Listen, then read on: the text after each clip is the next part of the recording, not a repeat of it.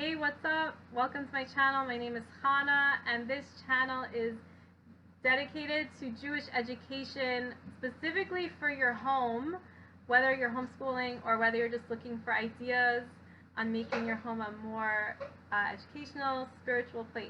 Today I'm going to be talking about visual exposure. Visual exposure is another way of learning. It basically means just hanging something up on your wall where it can be seen, and just by seeing it and being exposed to it, you're not directly teaching from it, but it's there, and then you or your child learns the material. When we were leaving Egypt, the first mitzvah that we were given as the Jewish people was the calendar. Was also the holiday Rosh Chodesh, the first day of every month. And the Jewish calendar is a lunar calendar as opposed to the secular calendar, whatever you want to call it, January, February, March, etc. That goes by the sun, and the Jewish calendar goes by the moon. So this is where Hashem started teaching us. So this is where I started with my kids when I first started homeschooling a couple years ago, and I really didn't know where to start. This is a great place to start, is a Jewish calendar. We love this calendar. We've been using it mostly almost every day. I can't say every single day, but most days we're using this calendar. We're putting a day up on this calendar. It takes about 10 seconds. But in those 10 seconds, let me tell you what your child is being visually exposed to and is learning.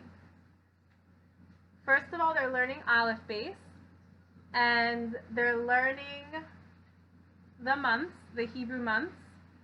They're learning word recognition. They're learning to recognize the words here. This is the month of Tammuz, which is what we're in right now. Today's base Tammuz, the 2nd of Tammuz. And so they're learning to recognize words.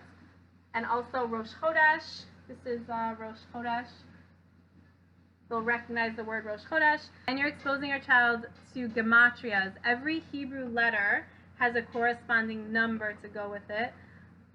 In Hebrew, in Lashon HaKodesh, the Holy Tongue, which the Torah is written in, there's no numbers, it's all letters, because each letter has a number. So Aleph would be 1, base 2, Gimel 3, etc., etc. If your child is in preschool, you're not going to go and teach them specific gematrias, but it's just exposing them to the idea that every Hebrew letter has a corresponding number. We're exposing them to all that, and it's so much fun to count down to birthdays. My daughter's birthday is coming up this month, so we're counting down the days to her birthday. And then we have, well, it's not really a holiday, it's a fasting day, but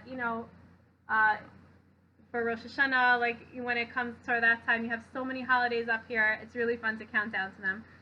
So that's what I wanted to share with you about the calendar, and I'm going to show you another space in our home for more visual exposure right now.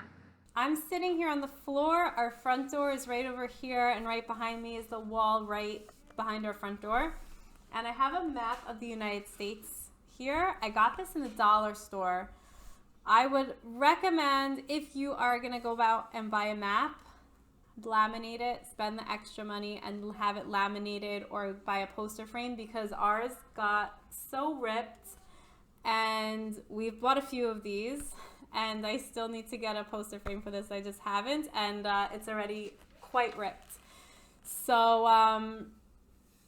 yeah, maps are a powerful visual exposure learning tool for a homeschool, wherever you hang them up. I put mine pretty low because I want it at eye level with my kids.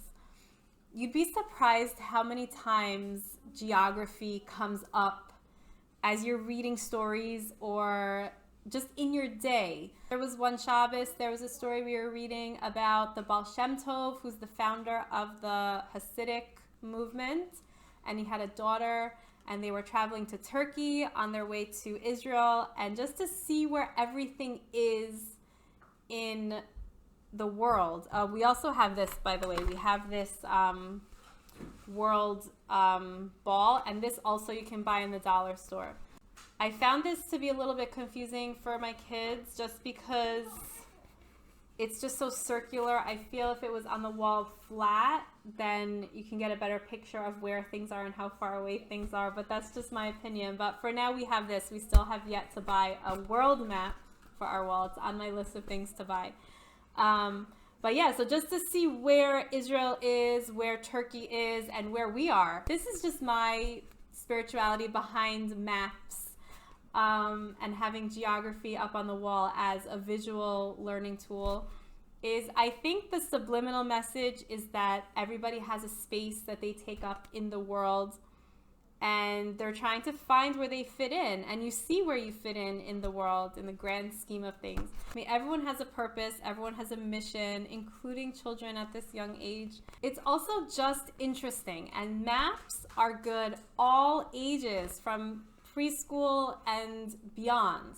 There's no age limit to geography. I find myself also learning new things with these maps and this globe. So I wanted to share that with you as a second powerful learning tool for your home. Now we're gonna go to the bedroom. Okay, I'm in the bedroom right now. This is my daughter's bed. I'm sitting on her bed, and behind me is an olive base poster that I painted. It goes all over our house. I'm sure you've seen, if you've seen other videos of mine, it's been in our living room, and now it's right here in her bedroom, right above her bed. So this is it. It's just olive base, very simple. Having olive base on the wall also is good for all ages. It's holy. This is Lashon HaKodesh, the holy tongue. God created the world with the letters of the olive base. Before anything was created, before there was Vayihi or let there be light, before all of that, God created the letters of the aleph base, the Hebrew alphabet. So these letters inherently are very holy and very special. I'm sorry I'm not getting a good visual of it, but it's just it's a beautiful visual to have on the wall. Before they go to sleep at night, it's the last thing that they see. It's the first thing they see when they wake up. And as they're trying to fall asleep, they can review it in their head. Again, this is not anything that you're actively teaching them. It's just up on the wall. And it's just something that they can look at and look at every single day. I'm going to post some links below of different ideas for visual exposure. Here's a question that I have for you, and I would love to hear your answers. So you can please email me or comment below. Was there ever a time in your childhood or something in your childhood that you were exposed to every day that was on your wall, maybe in your bedroom, in your living room, anywhere in your home, or even at school? Just some personal experience that you have being visually exposed to something educational that wasn't taught to you, but just because it was there in front of your face, you learned the material. We all probably have some experience with this. And I would love to hear what you have to say. So please be in touch with me. Have a good week. I upload every Tuesday, and I'll see you next week. Bye-bye.